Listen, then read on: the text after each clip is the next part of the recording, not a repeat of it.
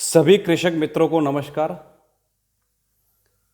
मित्रों, आप सब जानते हैं कि अभी थोड़े ही दिनों में बारिश की मौसम यानी मानसून या चौमासे की शुरुआत होने जा रही है।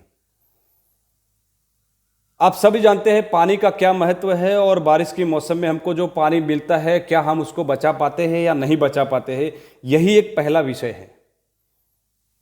आप सभी जानते होंगे, अगर आपने ये चीज़ कंपेयर भी किया होगा पिछले 30-40 साल पहले और आज के दिनों में, तो कई दिनों से पिछले 50-60 सालों से पानी का जो स्तर है वो दिन ब दिन नीचे होता जा रहा है। अब गुजरात की बात मैं आपको बताता हूँ। उत्तर गुजरात में आज से 40 साल पहले कुएं में पानी हुआ करता था। अगर आप 50 फीट खड्डा खोदो तो उसमें से पानी आ जाता था। क्या आज आता है? नहीं। क्यों?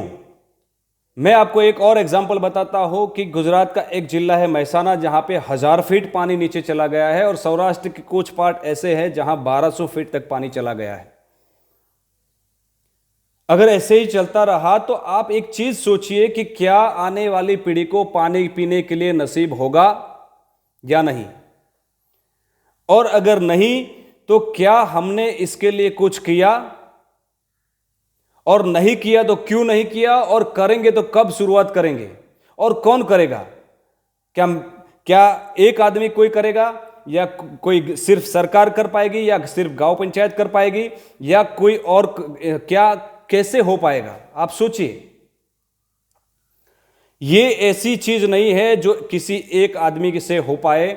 इसमें आपको 100% एक आदमी को इन्वॉल्व होना पड़ेगा और होना पड़ेगा। आज से आजादी की बात मैं आपको बताता हूं। जब महात्मा गांधी जी को किसी ने पूछा कि आप एक छोटे से लोटे से पानी से आप कैसे चला लेते हो, आप दिन में कम से कम पानी क्यों उपयोग करते हो, तब उन्होंने ये चीज बताई थी कि ये हमारे देश के लिए कितना महत्वपूर्ण है। आज से 70-80 साल पहले उनको यह पता चला था कि आने वाले दिनों में ये पानी की ऐसी कमी होगी। अगर हमने वो चीज उस दिन समझ ली होती और उसी दिन से हमने अगर शुरुआत की होती तो आज स्थिति कुछ और होती। इसीलिए मैं आप सभी को ये चीज बताता हूं कि अगर आपके दिमाग में ये चीज है कि पानी कोई और बचा के देगा, तो ये आप दिमाग से निकाल लीजिए। अगर पानी नहीं बचा तो आपका पशुपालन, आपका डेयरी बिजनेस, आपकी खेती, ये सब चीज चौपट हो जाएगी। आप ये ध्यान रखिए, हमारा देश सोने की चिड़िया इसीलिए था क्योंकि उस समय कुएं में पानी था, और अगर फिर से हमको सोने की चिड़िया बनाना है उसको, तो पानी कुछ भी करके बचाना होगा और बचाना होगा। कैसे बचाना है वो आप सभी जानते हैं। हमारे देश के 80% लोग जानते हैं पानी कैसे बचाना है, और इसके लिए हमने भी इस विषय पे पास्ट में काफी जगह चर्चा की है।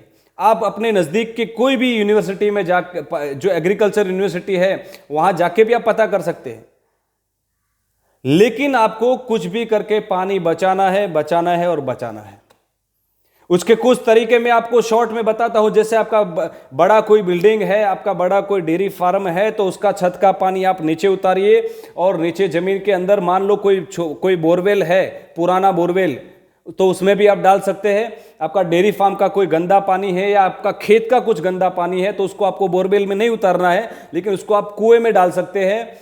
इसी तरह अगर जैसे हम घर बनाते हैं, तो घर बनाते टाइम पे हम दो चीज ज्यादा अवश्य बनाते हैं। एक आपका टॉयलेट होना चाहिए, दूसरा बाथरूम होना चाहिए। मैं तो ये बोलता हूं कि दोनों की जगह तीसरी एक और चीज होनी चाहिए कि हमारा छत का पानी उसको नीचे उतार सके। वाटर हार्वेस्टिंग सिस्टम, पानी बचाने की सिस्टम हर घर में, हर बिल्डिंग में, हर जगह कंपलसरी होना चाहिए। आप सिर्फ ये चीज सोचिए, अगर आपके गांव के जितने भी घर है, जैसे मेरा गांव है उसमें 1500 घर है, 1500 घर का छत का पानी अगर सिर्फ पूरा का पूरा पानी जमीन में जाना शुरू हो जाए। मेरे गांव में 100 से ज्यादा डेयरी फार्म है। अगर डेयरी फार्म का छत का पानी अगर बोरवेल में जाना शुरू हो जाए, मेरे गांव के कितने ऐसे खेत है जहां से पानी बह के चला जाता है, अगर वो पानी हम कैसे भी करके कुएं में डाल सके या किसी बोरवेल में डाल सके, या हम रिचार्ज बोरवेल बना के भी, उस रिचार्ज ट्यूबवेल या रिचार्ज बोरवेल बना के अगर बना करके भी अगर उसमें हम डाल सके, तो मैं ये चैलेंज देता हूं कि आने वाले 10 सालों में आपका पानी का स्तर ऊपर आ जाएगा। अगर आप ये सोच के बैठे हैं कि नहीं अगला साल अच्छा आएगा, उससे अगला साल अच्छा आएगा, इस साल 25 होगा, अगले साल 50 इंच बारिश होगा, आने वाले कुछ दिनों में 100 इंच बारिश होना शुरू हो जाएगा, तो ये दिमाग से निकाल लीजिए, नहीं होगा। लेकिन मैं चैलेंज देता हूं कि अगर आपने पानी बचाना शुरू किया, इस साल आपका जितना हो सके उतना पानी जमीन में चला गया, तो मैं चैलेंज देता हूं कि उससे पेड़ पौधे हरे होंगे, अगले साल मौसम थोड़ा ठंडा होगा और इस साल से अगले साल बारिश थोड़ी बहुत भी ज्यादा होगी। और अगर 10 साल हमने ऐसे पानी बचा लिया, तो मैं आपको चैलेंज देता हूं कि आने वाले 10 सालों में बारिश धीरे धीरे बारिश भी ज्यादा होना शुरू हो जाएगी। इसलिए आप सभी से मेरी विनती है, आपका जितना भी पानी निकलता है, आपका खेत का आपका खेत का है तो खेत का पानी भी कोई जगह आप नीचे जाए, लेकिन कम से कम 50, 60, 100 फीट अंदर जाना चाहिए। क्योंकि मैं आपको एक चीज समझाता हूं, मान लो आपका बोरवेल का पानी 500 फीट नीचे है, तो आपका ऊपर की जमीन से लेके 500 फीट तक जमीन कोरी है, जिसमें पानी कुछ भी नहीं है।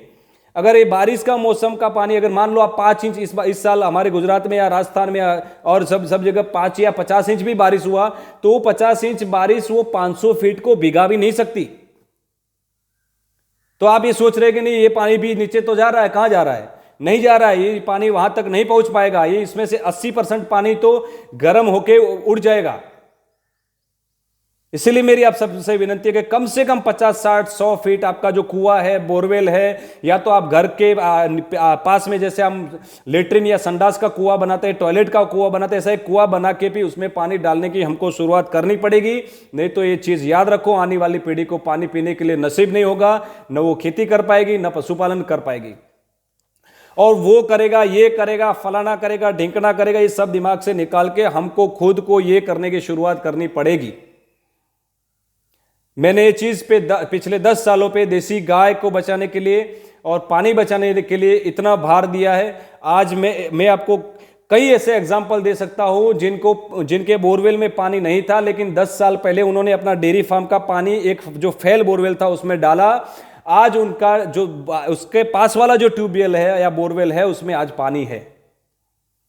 और जिसके पास पानी है वो तो ऐसा सोचता है कि मेरा तो कहां खत्म होने वाला है, तो वो तो बचाने के लिए सोचता ही नहीं है। मैं तो ये चीज बोलता हूं कि जिसके पास पानी है उनको तो ज्यादा बचाने की जरूरत है, क्योंकि जहां नहीं है वो तो छोड़ो, वो तो अभी अलग बिजनेस में चले गए। लेकिन जिसके पास है वो अभी खेती में लगे हुए हैं। अगर आप सोचते हो कि आने वाले समय में हम खेती नहीं करेंगे तो चलेगा, तो ये आप दिमाग से निकाल दो। हजारों सालों तक हमको खेती करनी ही पड़ेगी, क्योंकि खाने के लिए अनाज और पीने के लिए पानी की जरूरत पड़ेगी और पड़ेगी। इसलिए आप सबसे मेरी विनती है कि आप कृपया पानी बचाने के लिए जितना हो सके उतना प्रयास करिए। एक बूंद भी पानी वेस्टेज नहीं जाना चाहिए।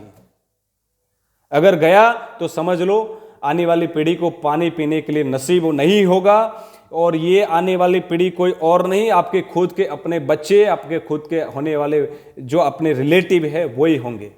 इसलिए आप सभी से मेरी विनती है, कोई भी ऐसे उल्टे सीधे सवाल में बिना पड़े आप खुद पानी बचाना शुरू करिए, तो ही आने वाली पीढ़ी बच पाएगी।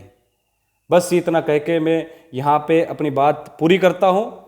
अगर आपको कुछ ऐसे सवाल है, अगर आपको कुछ ऐसे कैसे पानी बचाना है, क्या करके बचाना है, तो कृपया आप कमेंट करिएगा और उस विषय पे भी हम बातचीत करेंगे। तो आप सभी को मेरा नमस्कार। आप पूरा शांति से इसको सुनिए और किसी और को भी भेजिए।